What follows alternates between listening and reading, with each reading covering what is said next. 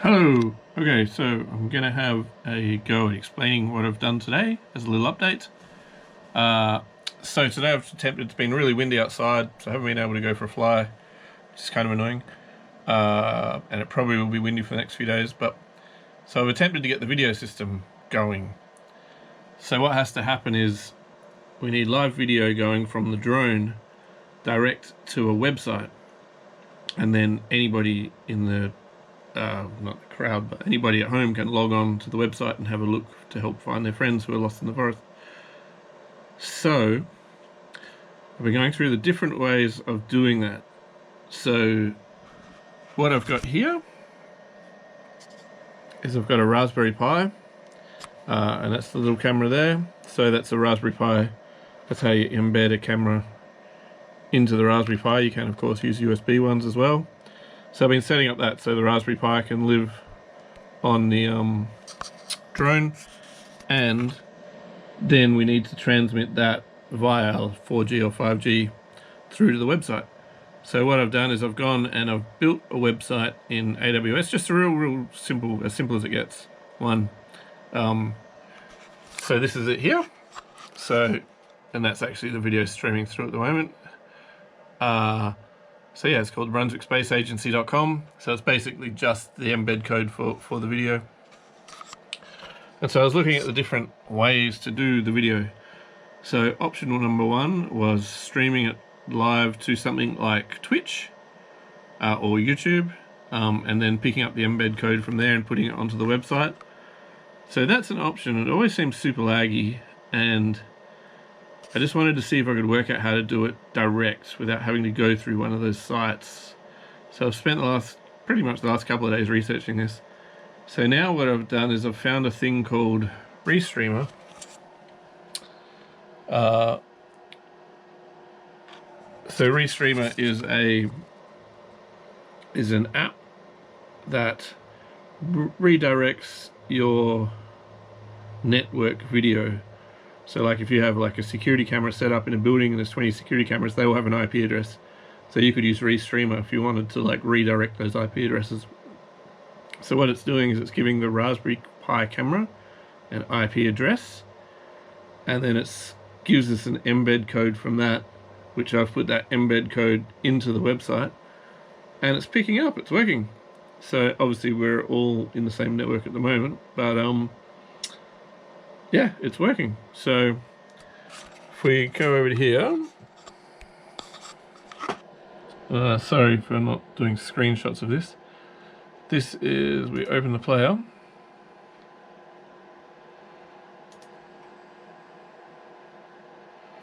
So that's the video coming off the Raspberry Pi at the moment. You can sort of see my hat there.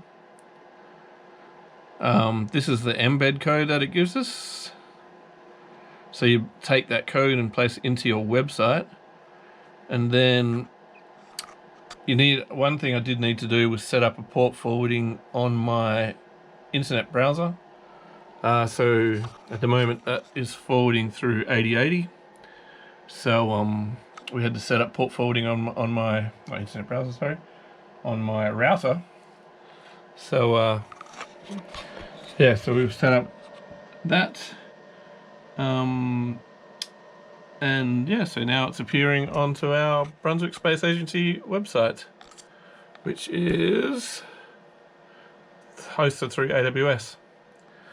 Now the one thing that still is apparent, lagginess. So there's still like a 4 or 5 second delay on the video. So in some aspects that doesn't matter, because people will just be watching at home and trying to find evidence of their friends or whatever. But ultimately it would be awesome to have this video in real time, so you can control and pilot the drone in real time through the GSM network. So you can have your base station in Melbourne. The drones don't need to be there. The drones can be like set at a position out in the bush or you know, out in the desert. Like plenty of people go missing in the desert in Australia, that's for sure. So having a drone network that could track them or look for them would be amazing. So ideally you want to be able to control that drone through FPV from a station anywhere in the world, really, through the internet. So that's the thing now. The question is, I've got the video to go direct from the Raspberry Pi direct to a website. It's not going through anything else. There's no nothing. So I don't know what creates that latency. So I guess I'll keep ticking away at that, chipping away at that, and keep Googling things and trying things and see if we can get, because streams like Skype, things like that are fairly real time, you know, like it's like a little bit laggy, but it's close. So perhaps what I'm doing is using TCP where it corrects, you know, sends a perfect stream, but takes a lot longer. Whereas maybe Skype is UDP, where it just sends packets of data and there's no backwards and forwards communication. So perhaps that's what I should be looking for. Yeah, so that's today's effort. So right now I feel good. I've got the Raspberry Pi feeding video to the website.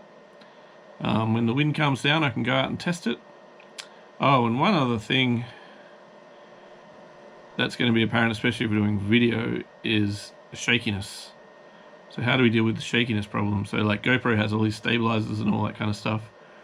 But I've noticed that, well, you can see if I shake, I'm going to shake this camera, which probably isn't a good demonstration. I mean, you can see the lagginess, see how long it takes. But I feel like, or even just if I put that camera down and just hit the table, and you'll see the vibration coming up in a sec.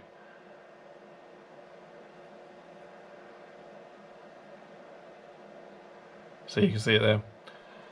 So it's lagginess, vibration. Once it's on a quad, yeah, the vibration's gonna be crazy. So these are all problems that I don't have solutions to at this point in time.